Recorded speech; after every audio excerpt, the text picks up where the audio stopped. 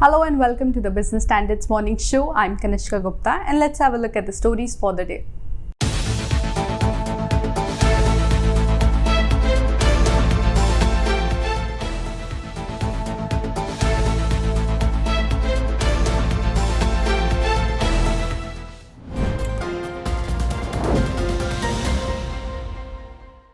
रामू दो चाय दे यार। अरे नहीं यार, एक चाय coffee. We Indians disagree on everything, but we agree. SBI is the banker to every Indian. SBI का home loan? I agree with you.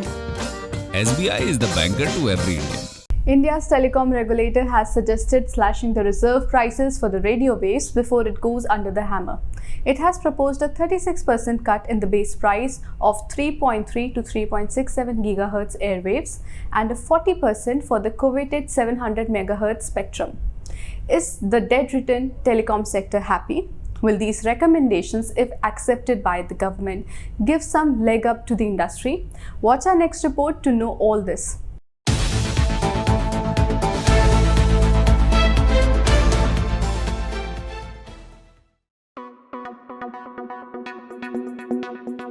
India is slated to hold the 5G spectrum auction later this year, and the launch is envisaged in 2023.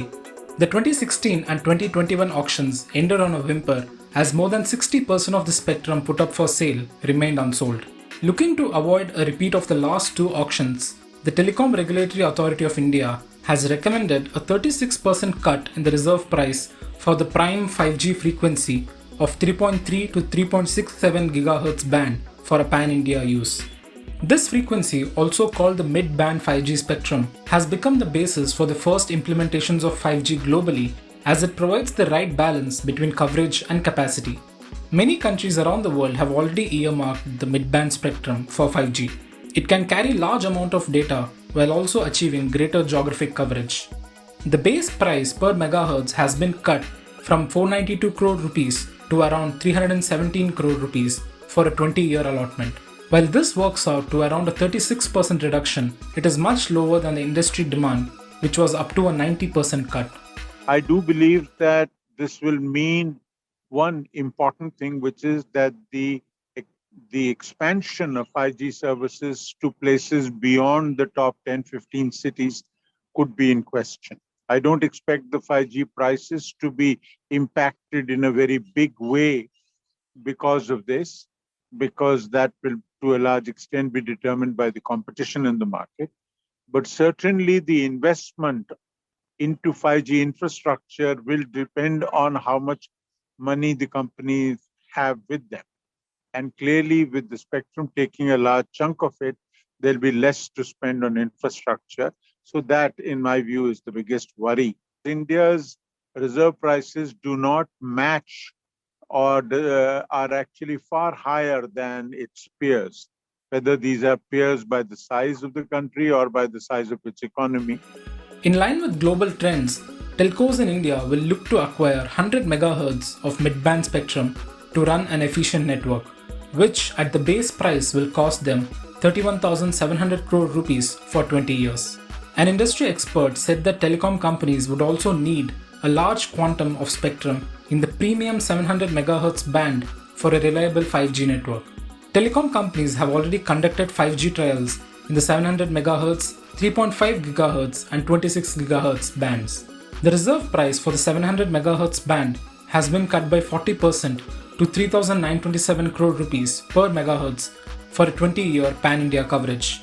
The recommended base price is also 60% lower than the 2016 price.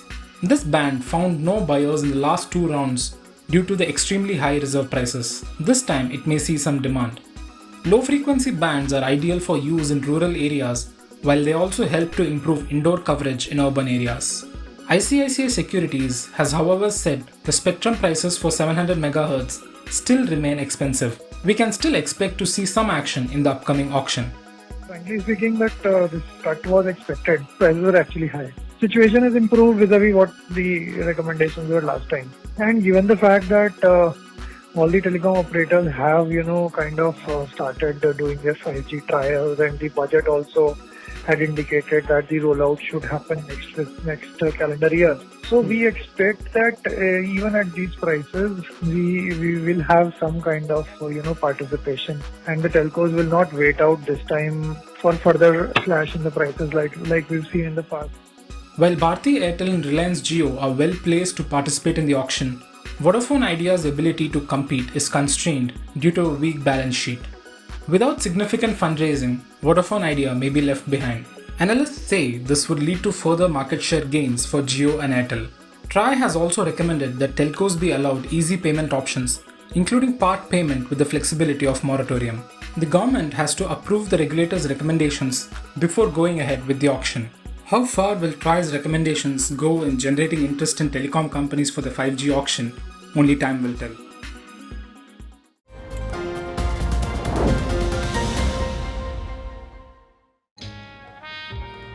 सब अच्छी दिख रही हैं यार, कौन सी खरीदूं? ये तो वही बात हुई, 4000 शेयर्स लिस्टेड है, कौन सा लूं? वो तो सबसे आसान है। तुझे 5 पैसा नहीं पता? अब तो सबको पता है। 5 पैसा पर है 4000 स्टॉक्स की रिसर्च, टेक्निकल टूल्स और investment ideas. Download 5 paisa now. अब तो सबको पता है, investing made easy and rewarding with 5 paisa. Investments in securities market are subject to market risks. Read all the related documents carefully before investing.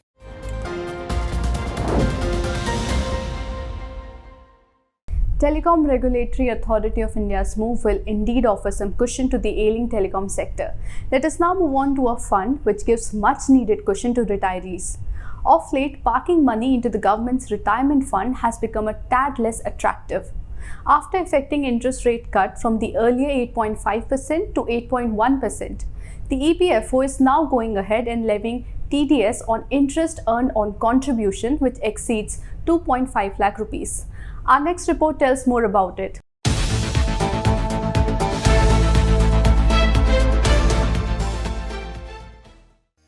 India's Employees Provident Fund Organization, or EPFO, is one of the world's largest clientele, which maintains 24.77 crore accounts of its members. Employees are mandated to contribute a portion of their salary to EPFO. Their employers too put almost a similar amount in it every month, building a retirement coffer. The interest rates have become less attractive over the years. From 12% in 1989-90, it is 8.1% now. But it is still one of the most attractive investment options available. In the budget of 2021, the government had proposed to tax income on PF contributions above 2.5 lakh rupees. The move was criticized in several quarters. Institute of Chartered Accountants of India had called the move harsh for account holders. But the new rules have been announced now. According to the April 6 circular, TDS deduction will begin from April 1. Citing guidelines, Gopal Bohra, partner NA Shah Associates, says that the EPFO shall maintain separate accounts for taxable and non-taxable contributions. The new rule will apply to all EPF subscribers, unexempted establishments, exempted establishments, and exempted trusts. Prashant Singh, Vice President and Business Head Compliance and Payroll Operations, Team Lease Services, says that TDS will be applicable in case of Provident Fund final settlement, transfer claims, transfer from exempted establishments to the EPFO, and vice versa. It will also apply in case of transfer from one trust to another and in case of death. This rule will also apply to international workers. TDS will not apply to the closing balance in the EPF account on March 31, 2021. Prashant Singh also says that when a member avails of a partial withdrawal during FY22 and in future years, which brings down the quantum of contribution to 2.5 lakh rupees or less, TDS will not be deducted in that case. Those who have not linked their PAN to their EPF accounts will have to pay 20% tax, while for others, the tax will be calculated at 10% rate. Well, your TDS rate, applicable TDS rate really depends on whether your EPF account is linked to your PAN. If it is linked to your PAN, then the TDS cut on the interest rate will be 10%. If your PAN and EPF is not linked, then it's going to be 20%. Form 15G and 15H can be submitted with a valid PAN to reduce the rate at which tax is deducted. In the case of resident Indians, it will not be deducted if the TDS amount is up to 5,000 rupees. For the NRIs, the TDS will be 30%. In addition, a 4% cess will also apply. A surcharge will apply if interest earned exceeds 50 lakh rupees, whose rate could range between 10% and 37% depending on the interest amount. But Suresh Surana, founder of RSM India, which provides audit, tax and consulting services, says that if the double taxation avoidance agreement has been entered into with the NRI's country, then a rate lower than 30% will apply. One question many people who contribute to the EPF are asking is whether TDS will be implemented with retrospective effect on past accumulation. No, TDS will not be applied retrospectively. It will only apply to contributions made from 1st of April 2021. That too if it reaches the threshold limit of 2.5 lakhs. Finally, Surana says that every assessee should check if his PF account is linked with his PAN, or he will end up paying a much higher amount.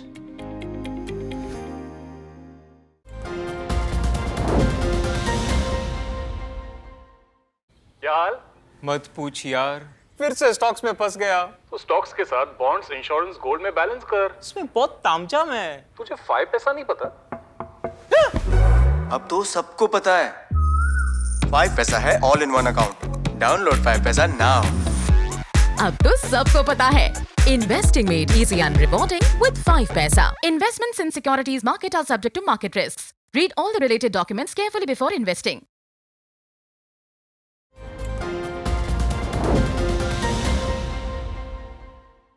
PF money may not be enough to build a robust retirement corpus. Stock market provides a good alternative. Meanwhile, the Reserve Bank of India's hawkish approach as it prioritizes inflation over supporting economic growth has taken markets by surprise. It has effectively kicked off a rate tightening cycle to tame inflation, which spiked to 6.95% in March. On the other hand, equities and bond market investors are unsure about the road ahead. Our next report spells out the market outlook and suggests investment options in a rising interest rate scenario.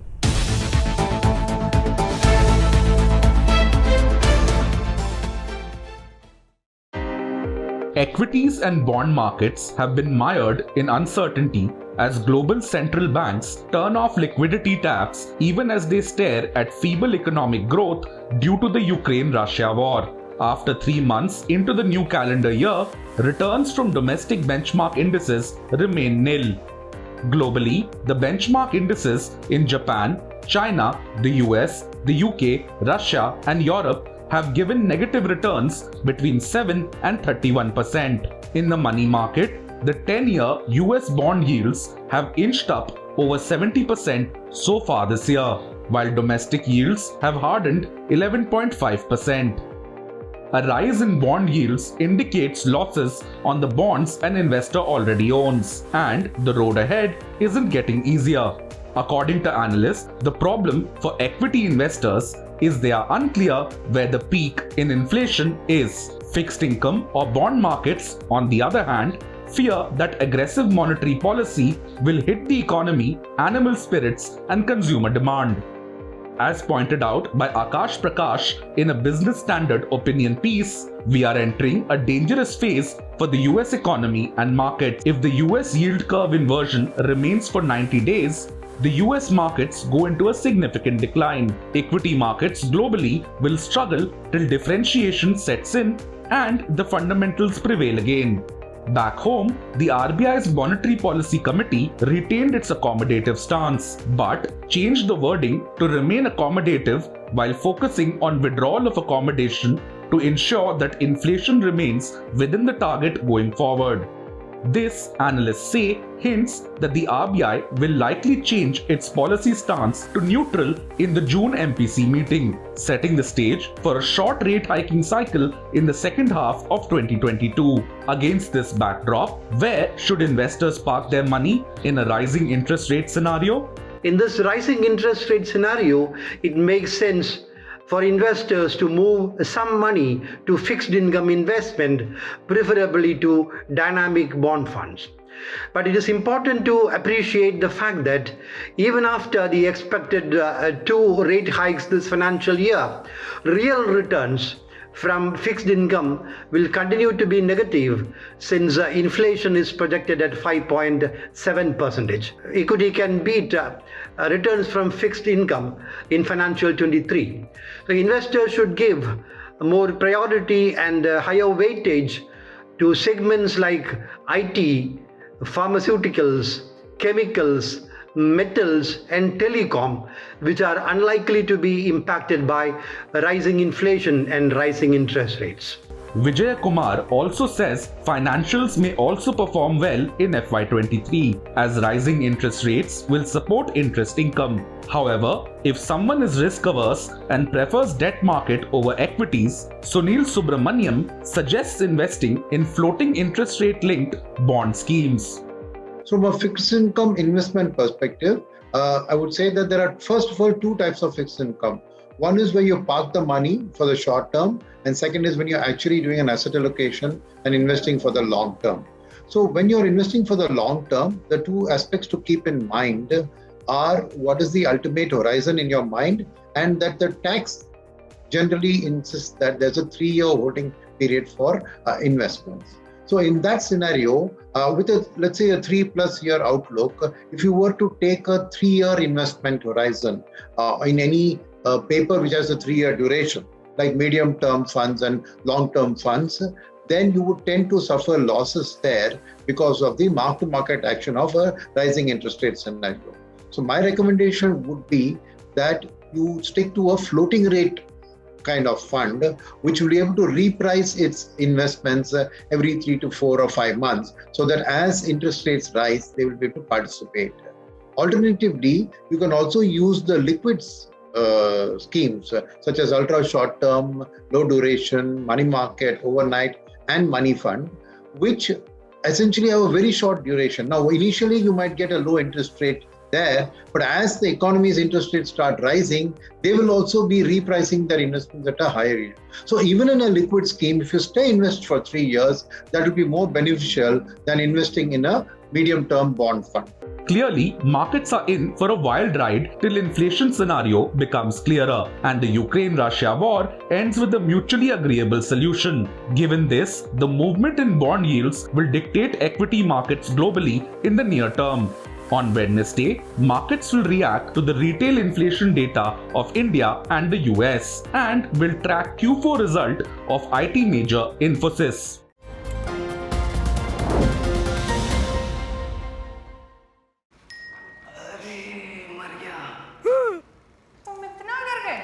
अब क्या किया? Shares में trading. तुम्हें 5 पैसा नहीं पता? ओए, अब तो सबको पता है। 5 पैसा पर मिलते हैं रिसर्च टूल्स, पोर्टफोलियो एनालिटिक्स और इन्वेस्टमेंट आइडियाज भी। Download 5 paisa now. अब तो सबको पता है investing made easy and reporting with 5 paisa. Investments in securities market are subject to market risk. Read all the related documents carefully before investing.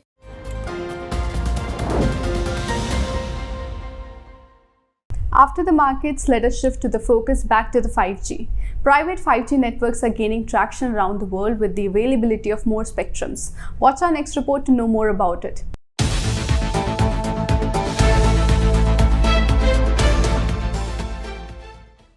Intended for non-public use, private 5G network is the next big thing in digital transformation for enterprises, industries, and governments around the world. It is essentially a local area network that uses 3GPP-based network spectrum to create unified connectivity and a secure means of communication within a specific area.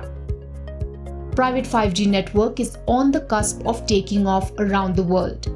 Last year, Germany issued 5G private licenses to over 33 companies. For companies like BASF, BMW, Bosch, Lufthansa, Siemens, Volkswagen, etc.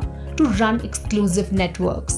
France, the UK, the US and Australia are also putting in place policies to roll out private 5G networks.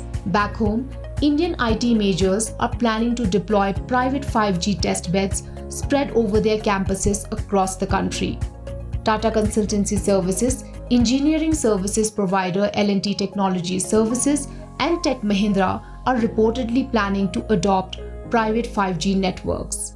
A private 5G network enables enterprises to dedicate bandwidth for ultra-reliable low-latency use cases such as robotics and industrial IoT, with control over data, security, and networks. It can also be tailored for specific industry and business requirements. The technology offers superior security through SIM-based authentication, better control and management of connectivity, full control over the enterprise's operating processes, real-time communication through controlled latency, and network slicing benefits, allowing the network to be optimized for the needs of specific user groups and devices.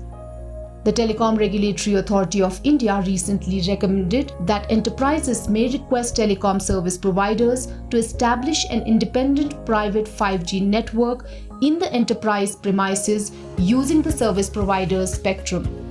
Enterprises may obtain 5G spectrum on lease from service providers and establish their own isolated, captive wireless private network. Enterprises may also obtain the spectrum directly from the government and establish their own captive network. However, according to media reports, leading Indian telecom service providers have contested the move of private 5G spectrum allocation to enterprises and corporates, as it poses a threat to their future revenues. Industry analysts believe there's nothing wrong if the TRAI decides to allocate spectrum at auction-determined price to enterprises to set up their intranet kind of private network. यार ice cream खाएं? नहीं यार, kulfi. We Indians disagree on everything, but we agree. SBI is the banker to every Indian. अरे SBI contactless debit card? I agree. SBI is the banker to every Indian. Leading companies like Bosch, Ford, Fujitsu, and General Motors are banking heavily on private 5G.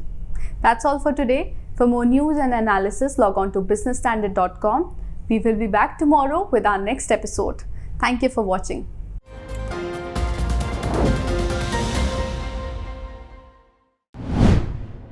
If you like this video, share it and subscribe to Business Standard.